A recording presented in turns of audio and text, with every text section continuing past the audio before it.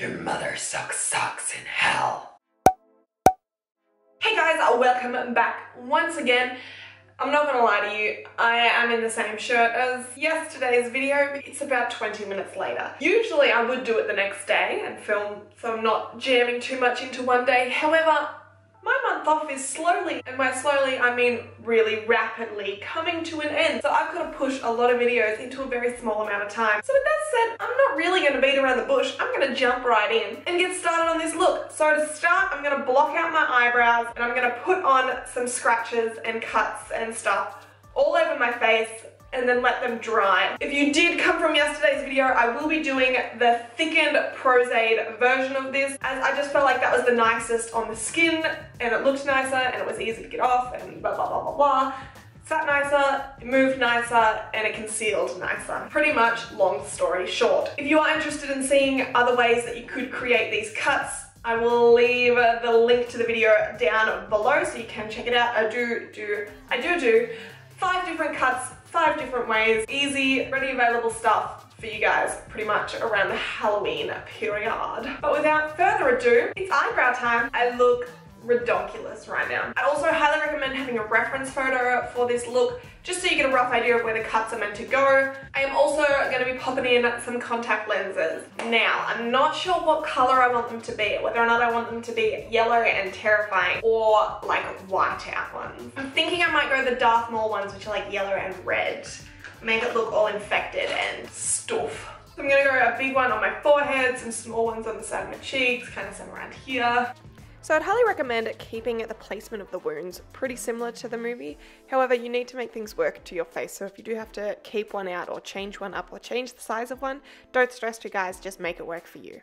And really guys, you can do whatever you want. If you want to make it completely different to the original, go for it. The world is your oyster. Now I do understand that these are not completely clear like Pros-Aid usually would be. However, they're still, I can touch them and it doesn't stick to me, they are just a little bit soft. So you'll be right to just paint on over them and you'll be a-okay. Now I'm going to conceal my brows just because I think the foundation is not going to be thick enough to actually hide them. So I'm just combining the Ben Nye cream paint and just a little bit of my normal concealer together on the back of my hand, just to make this really nice, quite thick, light concealer. Now I'm going to go with the NYX Total Control Drop Foundation in the lightest shade they have. Hopefully that's going to be light enough. If not, I'm going to have to go over with some cream paint and try and lighten it. I don't want to go fully white because I feel like that's like an unrealistic skin tone. So instead, I'm going to go as light as I possibly can, which I do know there are lighter shades than this. I just, however, do not own them. Now I feel like this isn't just quite light enough for me. So I'm going to go in just with a little bit of white cream paint and just go over a little bit. I also don't feel like my eyebrows are blocked out enough, so I'm going to go and redo another layer of that on top of it. Going in with the Morphe 35C. Wow, that was hard. I'm going to contour and kind of deepen the face to make it look like I'm possessed by the devil himself. So I'm just contouring with a light grey, however I do decide to change that up and add a little bit of brown just to make it not as dead looking. And then just with some browns, I'm going in and making my eyes look as sunk as I possibly can and making them look really sickly. I just like to go in with like a brown instead of the grey that we contoured with and go really kind of like deep in the corner of your eye. It makes it look really sunken in, like you are really quite sick. So then I'm just going in with that same brown that I used on the eyelids and just really deepening under my eyes and the bags of my eyes to make it look like I am really ill and haven't slept in about a week and a half. And then just contouring the nose a little bit just to make it a little bit more gaunt. I'm going to go in with that same contouring brush and put a little bit of brown in the contour as well, just to match it up to the eyes. Now using the Skin Illustrator On Set little FX palette, I'm going to colour the wounds. You could of course do this same way I did in my previous video with the Ben Nye Monster Wheel and Bruise Wheel. However, you could also do eyeshadows. So it's all up to what you have on hand, guys. Make it work for yourself. You do not have to follow this exactly how I am. However, before I get there, I want to deepen my eyes a little bit more. I think I might go in with quite like a blacky brown right on like the lids. Now with my big fluffy one, I'm going to dab over a little bit of red just to make sure that it doesn't look like I'm actually dead. Going in with, I think just the blood tone should be enough. Just be careful around your eyes with alcohol as well, guys, as it is quite a potent smelling product. the fumes will get in your eyes and not be very nice. Then I'm going to go in with quite a deep dark red and fill in kind of the inside of the wounds. Actually, I might use the Bedknife Monster wheel for that. I'm sorry, I don't know what that was. Now don't worry about the actual colour that's inside. I'm planning on putting blood over the top of that, something that will dry and not move. So you really just want to have a base colour so if the blood does move, it doesn't look like skin underneath, it does look like fresh wound, I guess. Now I'm just using the deep red, not the darkest colour on that wheel though. Now I'm going to go in with the darker colour and just really deepen some of the bigger wounds just to make it look like a really deep festering wound. I actually want some of the wounds to look a little bit manky and festered, so I'm going to get the yellow in the bruise wheel. So I watched Hereditary last night and now all I can think of, like just subconsciously I'm sitting here going,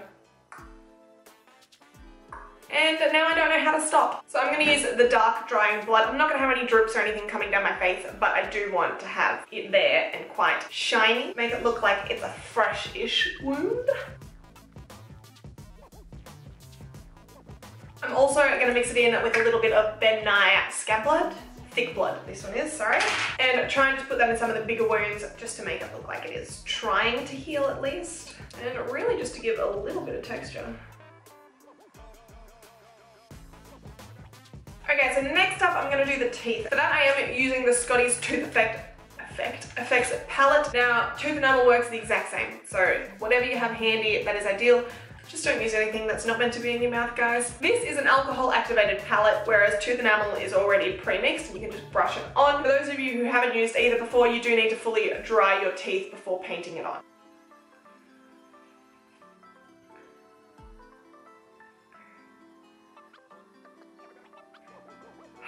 So I feel like I want to kind of darken the middle of my lips now. Where did that eyeshadow brush go?